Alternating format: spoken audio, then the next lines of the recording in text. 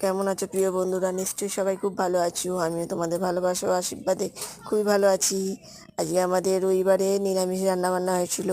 কালকে বাবা সোমবার হচ্ছে ভোলানাথের বার, সোমবারের বার করব, শ্রাবণ মাসের বার, তাই জন্যে আজকে রবিবারে নিরামিষ খেতে হয়।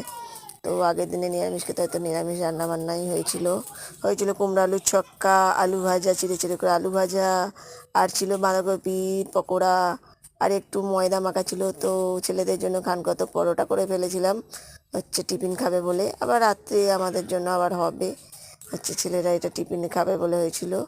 আর আছে সুংড়িতে একটু, আমাদের এগুলো হচ্ছে আঁশ নয়, সুংড়িও নয়, ওই জন্য আলাদাভাবে চাপা দিয়ে রাখছিলাম, এগুলো যদি সন্ধেবেলা সব টিফিন খায়টায়। আর সুংড়িতে হয়েছিল একটুখানি পটলের তরকারি, আলু দিয়ে পটল দিয়ে একটু কষা কষা মাখা মাখা তরকারি হয়েছিল, আর একটু ভাত হয়েছিল। এইসব দিয়েও খাওয়া দাওয়া হবে। আর পাঁপড় ভাজাটা হয়েছিল, কিন্তু তোমাদের সঙ্গে দেখাতে পারলাম না, ভিডিওটা করা হয়ে গেছিলো। তারপরে দেখলাম টিফিনতে পাঁপড় ভাজা ভাজা আছে, তো ভুলেই গিয়েছিলাম, পাঁপড় ভাজাটা দেখানো হলো না।